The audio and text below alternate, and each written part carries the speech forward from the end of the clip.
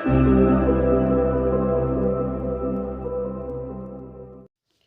Welcome है guys. आज हम लोग बात करने वाले हैं दोस्तों, बीए जिन लोगों ने ग्रेजुएशन में पॉलिटिकल साइंस ऑनर्स रखा है, ठीक ना, राजनीतिक विज्ञान ऑनर्स रखा है, उनका सेमेस्टर 5 में किस टाइप का आएगा पेपर, आइए देखते हैं। तो सेमेस्टर 5 में आपका जो है सब्जेक्ट का नाम रहेगा पब्लिक एडमिनिस्ट्रेशन, यानी कि लोक प्रशासन। और सेमेस्टर 5 का दूसरा पेपर है यह, इसे आप कोर पेपर 12 भी बोल सकते हैं। अब आइए देखते हैं core paper 12 public administration semester 5 का दूसरा पेपर। एग्ज़ाम 2022 में हुआ है, 3 घंटे समय है, फुल मार्क्स 80 हैं। बहुत सारी यूनिवर्सिटी 70 मार्क्स का रखता है एग्ज़ाम, और पास होने के लिए आपको चाहिए 40 मार्क्स या 40% जो बोलिएगा। आपको इंटरनल में भी, आपका जो इंटरनल एग्ज़ाम होता है उसमें भी 40% आना चाहिए, और एक्सटर्नल में भी 40% आना चाहिए, तभी आप पास माने जाएंगे। अब आइए देखते हैं किस टाइप के प्रश्न आए हैं। तो यहाँ पे बोला जा रहा है कि answer any 4 question in which question 1 is compulsory, यानी कि आपको किन्हीं 4 प्रश्नों के उत्तर देने हैं जिसमें प्रश्न संख्या 1 कंपलसरी है। प्रत्येक प्रश्न आपका 20 नंबर का है, जिसमें प्रश्न संख्या 1 जो है आपका अनिवार्य है, और प्रश्न संख्या 1 2 भागों में बांटा गया है।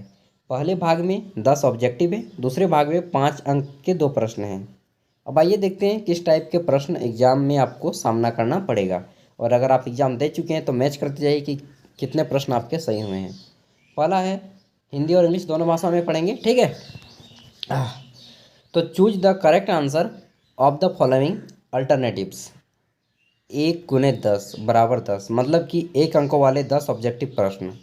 पहला है, who said public administration is an instrument with 2 blades like a pair of scissors, यानी कि बोला जा रहा है कि कैंची के 2 फलकों के समान लोक प्रशासन 2 फलकों वाला औजार है। किसने कहा था? तो यह कहा था लेविस मेरियम ने। किसने? लेविस मेरियम ने। ऑप्शन 3। बी नंबर प्रश्न है, पहले हिंदी को ही पढ़ लेते हैं। एडमिनिस्ट्रेशन शब्द की उत्पत्ति किस भाषा से हुई है? मतलब कि प्रशासन शब्द की उत्पत्ति, एडमिनिस्ट्रेशन शब्द किस भाषा का देन है? The basic form of administration is the word of which language? Answer Latin. Latin की जगह जगह पे कभी कभी आपको संस्कृत दे देगा, तो संस्कृत में ही मारना है, ठीक है। कभी लाटिन देता है तो कभी संस्कृत। ऑप्शन में लाटिन और संस्कृत दोनों एक जैसे भाषा हैं, तो आपको देखना है कि अगर संस्कृत देगा तो संस्कृत, नहीं तो लैटिन। लैटिन, ठीक है। सी नंबर है आपका, निम्न में से किस विद्वान को लोक प्रशासन का जनक माना जाता है? Which of the following scholars is considered as father of public administration? तो फादर ऑफ पब्लिक एडमिनिस्ट्रेशन दोस्तों वुड्रो विल्सन जी को कहा जाता है। ऑप्शन 1 हो जाएगा वुड्रो विल्सन। और लीग ऑफ नेशन बनाने के समय इनकी एक बहुत बड़ी भूमिका थी। डी नंबर देखते हैं। तो डी नंबर है आपका, निम्न में से कौन सी प्रशिक्षण की विधि नहीं है? कौन सी प्रशिक्षण की विधि नहीं है? Which of the following is not a method of training? तो पहला है आपका सामूहिक ट्रेनिंग, दूसरा है आपका लिखित परिपत्र यानी कि manuals and bulletin. C number है आपका कार्य पर निर्देश यानी कि ऑन द जॉब इंस्ट्रक्शन। और चौथा है आपका फिलोसफिकल मेथड। तो दोस्तों दार्शनिक विधि जो है ट्रेनिंग का कोई भी भाग नहीं होता है। ऑप्शन डी हो जाएगा, यह नहीं दिया जाता है ट्रेनिंग में। अगला है ई नंबर, बजट का निर्माण प्रायः सभी देशों में किया जाता है। कितने समय के लिए किया जाता है वो आपको बताना है। Budget is often done in all countries for which year? यहाँ पे देना चाहिए इनको, इन्होंने आधा अधूरा लिखा है यार। तो इसका आंसर हो जाएगा 1 ईयर। एक साल में प्रत्येक वर्ष, जैसे कि भारत में प्रत्येक वर्ष 1 फरवरी को जो है बजट तैयार किया जाता है, और भारत में बजट सबसे पहले 1860 ईस्वी में तैयार किया गया था। एफ नंबर देख लेते हैं, नेतृत्व का प्रमुख कार्य है। Main functions of leadership is, यानी कि जो नेतृत्व करते हैं, लीडरशिप करते हैं, उनका प्रमुख कार्य क्या है? तो इसका आंसर हो जाएगा ऑल ऑफ दीज, इनमें से सभी। और यहाँ पे देखना चाहे तो देख सकते हैं, संसाधनों का प्रबंधन, मैनेजमेंट ऑफ रिसोर्सेस, लक्ष्य का निर्धारण, सेटिंग ऑफ गोल्स, कार्य साधनों पर नियंत्रण, कंट्रोल ऑफ वर्क, एंड चौथा है आपका इनमें से सभी ऑल ऑफ दीज। तो जब भी आपको ऑप्शन में ऑल ऑफ दीज दे और अगर आपको उत्तर ना मालूम हो तो ऑल ऑफ दीज मारिएगा, क्योंकि 90% केसेस में ऑल ऑफ दीज आंसर सही होता है। जी नंबर है आपका, निम्न में से कौन पोस्ट कॉर्ब दृष्टिकोण का समर्थक है? पोस्ट कॉर्ब दृष्टिकोण के समर्थक कौन है?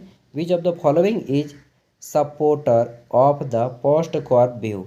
तो दोस्तों इनमें से सभी जितने भी राजनीतिक दर्शनवाद चिंतनवादी हैं ये सभी, यानी कि हेनरी फेयोल, उर्विक, लूथर गुलिक, इनमें से तीनों पोस्ट कॉर्ब दृष्टिकोण के समर्थक हैं। एच नंबर है, नवीन लोक प्रशासन की दृष्टि में कौन सा सम्मेलन सर्वाधिक महत्वपूर्ण है? Which conference is the most important in term of the new public administration? तो न्यू पब्लिक एडमिनिस्ट्रेशन दोस्तों नवीन लोक प्रशासन, यह जो है आपका 1960-80 के आसपास में आया था और इसका समर्थन एक कॉन्फ्रेंस हुआ था, उसको कहा जाता है फिलाडेल्फिया सम्मेलन, फिलाडेल्फिया कॉन्फ्रेंस। और फिलाडेल्फिया कॉन्फ्रेंस 1967 या 68 के आसपास हुआ था, 1967 में ही होगा, अमेरिका में हुआ था, ठीक ना। आई नंबर है आपका, क्वेश्चन नंबर आई, लोक प्रशासन के अध्ययन में वैज्ञानिक प्रबंधन दृष्टिकोण दिया था, किसने दिया था? लोक प्रशासन के अध्ययन में वैज्ञानिक प्रबंधन दृष्टिकोण किसने दिया था? तो यहाँ पे देखते हैं, the scientific management approach in the study of public administration was coined by, तो यह किसके द्वारा दिया गया था? तो यह दिया गया था आपका, देखिए आंसर, F.W. टेलर। इसका क्या नाम है, जो पूरा नाम विल्सन टेलर है, क्या विल्सन टेलर है, फेलियर विल्सन टेलर करके कुछ नाम है, तो F.W. टेलर इसका आंसर हो जाएगा। इन्होंने बोला कि नहीं, लोक प्रशासन जो है ना यह एक विज्ञान की तरह है, क्योंकि इसके जो थॉट्स हैं वो विज्ञान की तरह वैज्ञानिक दृष्टिकोण वाले हैं। जे नंबर है आपका, यानी कि अंतिम प्रश्न, हु अपॉइंट द, अरे यार थोड़ा छोटा कर लेता हूँ, who appoints the members of the union public service commission? यानी कि संघ लोक सेवा आयोग, आइए भाई, संघ लोक सेवा आयोग के सदस्यों को कौन नियुक्त करता है? तो दोस्तों जितने भी यूपीएससी के सदस्य होते हैं उन सभी को नियुक्त कौन करते हैं? राष्ट्रपति, प्रेसिडेंट ऑफ इंडिया, भारत के राष्ट्रपति। ऑप्शन 3 हो जाएगा आंसर। आइए देखते हैं हम नेक्स्ट, तो हमारा आता है 1 का B, write short notes on any 2 of the following, यानी कि किन्हीं 2 पर आपको संक्षिप्त टिप्पणी लिखना है, ठीक ना। और 5 अंकों वाले 2 प्रश्नों के आंसर दीजिएगा। यहाँ पे आपके कितने हैं? 4 हैं, 4 में से केवल 2 का ही आंसर देना है, तो देख लीजिए। और 5 अंकों वाले प्रश्नों का उत्तर आपको कितने पेज में देना है? आपको देना है 1 पेज में। 1 पेज बोले तो एक खड़ा पन्ना में 2 पेज होते हैं, एक खड़ा पन्ना के 2 साइड होते हैं ना, तो एक साइड में आंसर दे दीजिए, नहीं तो आपके एग्जाम में फिर स्पीड नहीं है तो फिर आपका एग्जाम में प्रश्न छूट जाएंगे, ठीक ना।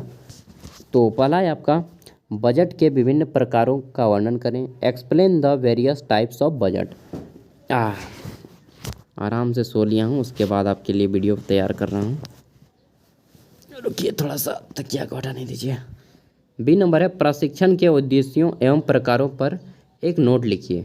तो प्रशिक्षण जो ट्रेनिंग होता है उस पर नोट लिखना है, right a note on the objectives and types of training, ठीक है। सही नंबर है आपका, प्रशासन पर न्यायिक नियंत्रण की समीक्षा का उल्लेख करें, explain the limitations of judicial control over administration, यानी कि जो कोर्ट लोग होते हैं, जज, न्यायालय लोग, यह पब्लिक एडमिनिस्ट्रेशन पर किस प्रकार का कंट्रोल रखता है।